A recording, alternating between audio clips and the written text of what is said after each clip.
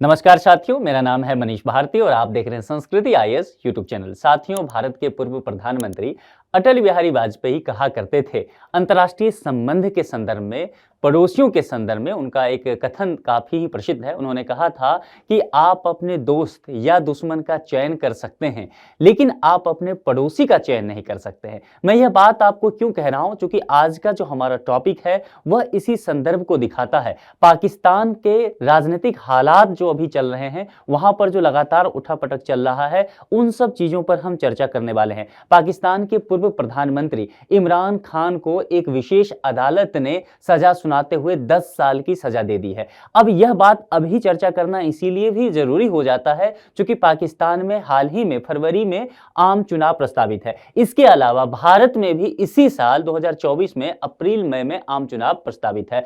अब देखा यह जाता है कि जब जब भारत और पाकिस्तान में चुनाव होता है, दोनों ही देश के मुद्दे जो हैं एक दूसरे देश की राजनीतिक रैलियों में हावी देखा जाता है। अब इस घटना का भारत पर क्या प्रभाव पड़ने वाला है, इसके अलावा इस घटना का पाकिस्तान के राजनीतिक हालात पर क्या प्रभाव पड़ेगा, और इसका तमाम जो पूरी तरह से कह सकते हैं कि परिणाम स्वरूप पूरी तरह से ये जो दक्षिण एशिया का क्षेत्र है, इसकी स्थिरता को लेकर के, इसकी शांति और समृद्धि पर क्या असर पड़ने वाला है, इन सभी मुद्दों पर हम विस्तार से चर्चा करने वाले हैं।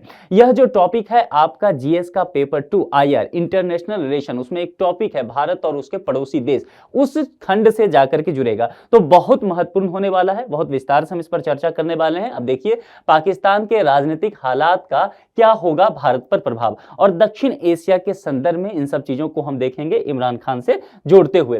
न्यूज़पेपर पे देखें तो Imran Khan, Pakistan former PM gelled for 10 years in state secret case, 10 साल के लिए इन्हें जेल की सजा सुनाई गई है एक गुप्त केस के आधार पर। वह क्या था उस पर हम चर्चा करेंगे। प्रमुख बिंदु देख लीजिए, पाकिस्तान के पूर्व प्रधानमंत्री इमरान खान और इसके साथ ही इनकी ही जो सरकार में पूर्व विदेश मंत्री रहे हैं शाह महमूद कुरैशी, इन दोनों को एक विशेष अदालत ने सजा सुनाया है। गोपनीय दस्तावेजों को सार्वजनिक करने का आरोप इन पर लगा है। ठीक है, आधिकारिक गोपनीयता अधिनियम 1923 की धारा 5 के तहत इन्हें सजा सुनाई गई है। यह पाकिस्तान का कानून है, ध्यान देना है, गलती से भारत का कानून आप नहीं समझ लीजिएगा, कई बार ऐसा हो जाता है।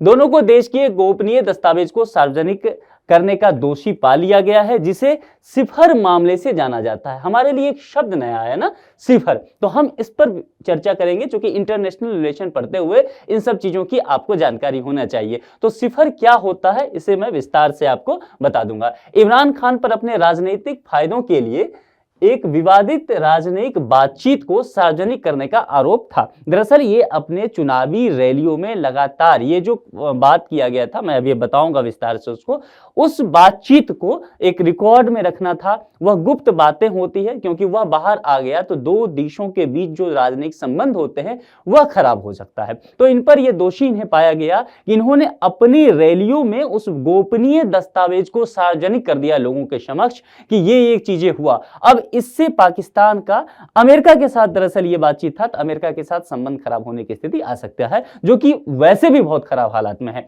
इसीलिए जो है इन पर मुकदमा चला था और फिर विशेष अदालत ने दोषी भी पा लिया। यहां पर सिफर, जैसे मैंने कहा, सिफर को समझ लीजिए क्या होता है। सिफर का तात्पर्य होता है एक सीक्रेट कोड वर्ड होता है। जैसे देखिए, अंतरराष्ट्रीय दुनिया में बहुत तरह की सीक्रेट चीजें चलती है, ठीक है, जिसे देश के हित में, राष्ट्रीय सुरक्षा के हित में सार्वजनिक करना उचित नहीं जान पड़ता है। तो इन सब चीजों को आपको गोपनीय रखना होता है। तो ये एक सीक्रेट कीवर्ड होता है, इसमें कोई संदेश लिखा होता है, कोई मैसेज दिया होता है जो दो देशों के बीच डिप्लोमेटिक बातचीत को दर्शाता है। अप्रैल 2022 में पाकिस्तान के प्रधानमंत्री पद से इमरान खान को हटाने का दावा किया गया। अब ये समझ लीजिए, इसी दस्तावेज में ये जो सीक्रेट चीज था इसमें बताया गया था। इसके तहत क्या कहा गया कि इसमें अमेरिका के जो विदेश मंत्रालय है और पाकिस्तान के उस समय के army chief general Qamar Javed Bajwa की साजिश थी। तो ये बातचीत पूरा रिकॉर्ड है। उसमें कहा गया कि साजिश की सूचना अमेरिका में पाकिस्तानी राजदूत जो उस समय के थे असद मजीद खान ने एक सीक्रेट लेटर के जरिए पाकिस्तान के विदेश मंत्रालय को यह चीज भेजा था। डिप्लोमेटिक टर्म में इसी लेटर को सिफर कहा जाता है। कानूनी तौर पर यह लेटर जो होता है कि नेशनल सीक्रेट होता है, यानी कि वह जो है राष्ट्रीय सुरक्षा का मामला बन जाता है। उस लेटर को आपको सार्वजनिक नहीं करना है, लेकिन इन्होंने इसे सार्वजनिक कह दिया और कहा गया कि इन्हें प्रदर्शित नहीं करना था इन चीजों को, और इन्होंने रैलियों में इन सब चीजों को दिखा दिया। अब मुद्दा यह होता है कि ये जो चीजें है विशेष अदालत ने दोषी पाया है और इनको 10 साल की सजा सुना दी है। अब इस सब का पाकिस्तान के जो राजनीतिक हालात हैं उस पर क्या असर पड़ेगा, एक बार समझ लीजिए। जब मैं पाकिस्तान की राजनीतिक हालात की चर्चा कर रहा हूं तो पाकिस्तान जब से एक देश बना है 14 अगस्त 1947 से, वहां के जो भी प्रधानमंत्री हुए हैं, आपको जान के यह ताज्जुब लगेगा कि किसी भी प्रधानमंत्री ने अपने पूरे 5 साल के कार्यकाल को पूरा नहीं किया है। इमरान खान भी नहीं किए थे अपने 5 साल के कार्यकाल को पूरा। अब जरा सोच सकते हैं, तो कहने का मतलब है राजनीतिक हालात जो हैं वहां के शुरू से ही अच्छे नहीं हुए हैं, राजनीतिक अस्थिरता बनी रहती है, और इसी राजनीतिक अस्थिरता का फायदा जो है वहां चरमपंथी संगठन भी उठाते हैं, वहां के कट्टर धार्मिक जो गुट हैं वो उठाते हैं, और इस तरह से पाकिस्तान के इस हालात का कहीं न कहीं जो कह सकते हैं प्रतिकूल प्रभाव वह भारत पर भी देखने को मिलता है। वर्ष 2024 में 8 फरवरी को पाकिस्तान में आम चुनाव होने वाला है। अब ये जो जनरल इलेक्शन अभी होने वाला है, इसीलिए यह मुद्दा और ज्यादा इंपॉर्टेंट हो जाता है, क्योंकि इमरान खान की पार्टी जो है वो चुनाव लड़ने वाली थी। इनका चुनाव चिन्ह जो है क्रिकेट का बल्ला, इनका चुनाव चिन्ह है, वो पहले ही सीज हो चुका है। तो अब इनके सांसदों को अगर ये लड़ना चाहते हैं तो निर्दलीय उम्मीदवार के रूप में लड़ना होगा। अब यहां से वहां की पूरी राजनीतिक हालात जो है उसका समीकरण बदलता हुआ नजर आ रहा है। पाकिस्तान तहरीक ए इंसाफ यानी कि पीटीआई शॉर्ट फॉर्म में, ये पाकिस्तान के जो पूर्व प्रधानमंत्री थे इमरान खान, उनकी पार्टी का नाम है, जो जैसा कि मैंने कहा कि क्रिकेट का बल्ला इनका चुनाव चिन्ह था, उसको वहां के चुनाव आयोग ने रद्द कर दिया है। भ्रष्टाचार मामले में इमरान खान को पहले ही 3 साल की सजा हो चुकी है, एक करप्शन का चार्जेज इन पर रहा है। 5 साल तक यह चुनाव भी नहीं लड़ सकते हैं, इस पर भी प्रतिबंध था। लेकिन अब यह मामला जो 3 साल का सजा था वह अब ये सिफर मामले में 10 साल तक बढ़ जाएगा। इमरान खान की पीटीआई पार्टी बिना चुनाव चिन्ह के निर्दलीय सदस्यों के रूप में चुनाव में शामिल होगी, तो वहां पर यह ना चुनाव चिन्ह मिलेगा क्रिकेट का बल्ला, और निर्दलीय पार्टी के मतलब नाम से नहीं लड़ सकते, निर्दलीय उम्मीदवार के नाम पर लड़ना होगा। पूर्व प्रधानमंत्री नवाज शरीफ जो है ये पाकिस्तान के प्रधानमंत्री रहे हैं और ये भारत के पक्षकार भी माने जाते हैं। लेकिन ध्यान रखिए, जब ये प्रधानमंत्री नहीं रहे, इलेक्शन हार गए थे, तो ये निर्वासित होकर के लंदन चले गए थे। और लगभग पाकिस्तान के हर प्रधानमंत्री का यही होता है कि जो प्रधानमंत्री पाकिस्तान में बन लिया, या तो उसे पाकिस्तान छोड़ करके बाहर जाना पड़ेगा या फिर जेल में जाना पड़ेगा। अभी तक का इतिहास तो कम से कम यही देखने को मिला है। इनकी ही पार्टी की संभावना इस बार बताई जा रही है। इनकी पार्टी का नाम है पाकिस्तान मुस्लिम लीग नवाज। तो यहां पर जो PMLN, तो कहा जा रहा है कि यह इस बार जो आम चुनाव होने वाला है पाकिस्तान में, इनकी पार्टी यह चुनाव जीत सकती है, संभावना भी बताया जा रहा है। अक्टूबर 2023 में 4 साल के स्वनिर्वासन के बाद ये पाकिस्तान लौटे ही हैं। पूर्व प्रधानमंत्री नवाज शरीफ को भारत के पक्षकार के रूप में देखा जाता रहा है। जब ये नहीं थे और प्रधानमंत्री तय होना था, तो इनके भाई जो हैं शहबाज शरीफ, वो पाकिस्तान के प्रधानमंत्री बने थे। पाकिस्तान की राजनीति का भारत पर क्या प्रभाव पड़ेगा? जैसा कि देखिए, पड़ोसी है तो कोई भी पड़ोसी है, आपके पड़ोस में कोई कंस्ट्रक्शन का काम चल रहा है, आपके घर में नहीं चल रहा है, लेकिन आवाज आपके घर तक पहुंचेगी, धूलकण आपके घर तक भी पहुंचेगा, ठीक है। तो पड़ोसी मुल्क है, वहां कुछ भी होगा उसका प्रभाव भारत के सेहत पर भी देखने को मिलेगा ही।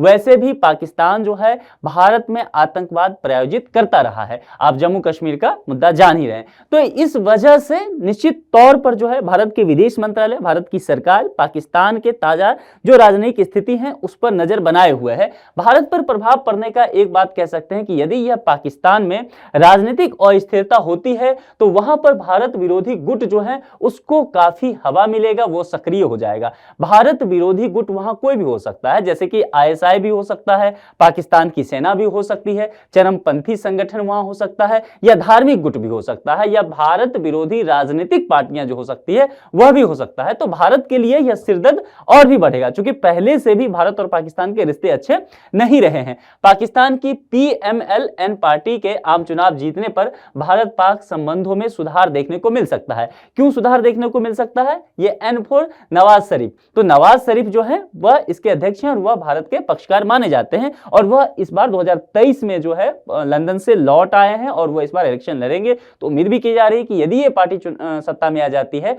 तो भारत के साथ जो है बातचीत आगे बढ़ सकता है, और जो कि पूरी तरह से, जैसे मैंने कहा दक्षिण एशिया के लिए, तो दक्षिण एशिया के लिए जो एक तरह से कह सकते हैं समृद्धि, शांति और राजनीतिक स्थिरता के लिए यह अच्छा होगा।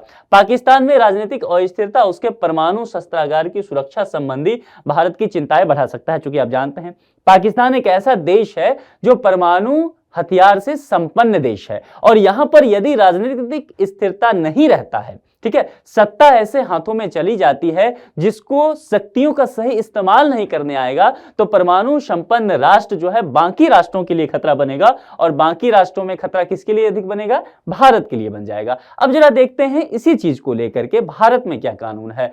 भारत में गोपनीयता के संदर्भ में दो कानून की चर्चा की गई है, शासकीय गुप्त बात अधिनियम 1923 और टेलीग्राफ अधिनियम 85। इस कानून के बारे में यह आपका असाइनमेंट रहा, आप इसके बारे में विस्तार से आप मुझे कमेंट बॉक्स में बता सकते हैं। हालांकि इसकी चर्चा मैंने बातों ही बातों में कर दिया है, अगर आप इसका सार निकालेंगे तो यह भी गुप्त बातों से संबंधित है, दस्तावेज को सार्वजनिक करने से संबंधित नहीं है। ऐसा होता है तो फिर कानूनी कार्रवाई की जाएगी। मूल सार दोनों कानून का यही है, आप विस्तार से मुझे कमेंट बॉक्स में जरूर बताइए। क्या भारत के प्रधानमंत्री को सजा दी जा सकती है? यह अब मुद्दा है, क्योंकि पाकिस्तान में इस तरह की चीजें होती रही है। तो अब जरा देखते हैं, जब तक कोई व्यक्ति भारत के प्रधानमंत्री के पद पर रहता है उसके खिलाफ किसी भी मामले में जांच नहीं हो सकती है। तो पहली बात यह हो गई आपकी जानकारी के लिए। पूर्व प्रधानमंत्री की स्थिति में आम भारतीय नागरिक की तरह व्यवहार किया जाएगा। यदि कोई पूर्व प्रधानमंत्री है वह दोषी पाए जाते हैं तो बाकी नागरिकों के साथ जिस तरह से कानून बर्ताव करेगी उनके साथ भी वैसा ही बर्ताव होगा। वर्ष 1977 में आप जान रहे हैं, यहां जो आपातकाल के बाद पूर्व प्रधानमंत्री इंदिरा गांधी को 7 दिन तक जेल में रहना पड़ा था। यह मामला है। अब इससे संबंधित एक प्रश्न है, प्रश्न जो है प्रीलिम्स के स्तर का है, इसका जवाब मैं नहीं दिया करता हूं क्योंकि मुझे पूरा विश्वास होता है कि आप लोग अच्छा जवाब देते हैं। तो मैं उम्मीद करता हूं आज भी आप अच्छा जवाब ही देंगे। संभावित प्रश्न क्या है? निम्नलिखित कथनों पर विचार कीजिए। भारत में आधिकारिक गोपनीयता शासकीय गुप्त बात अधिनियम 1923 से संचालित होती है। पहली बात ये। दूसरी, सिफर एक डिप्लोमेटिक टर्म है जिसमें दो देशों के बीच सीक्रेट कीवर्ड में बातचीत होती है। ये दो स्टेटमेंट है, आपको देखना है ध्यान से कि कौन सा गलत है। गलती से भी सही नहीं चुन लेना है, जो गलत होगा उसके आधार पर 4 विकल्प दिए गए हैं, वह जो कूट तैयार होगा, जो विकल्प फिर सही होगा वही इसका आपको कमेंट बॉक्स में लिखना है। मामला समझ में आया?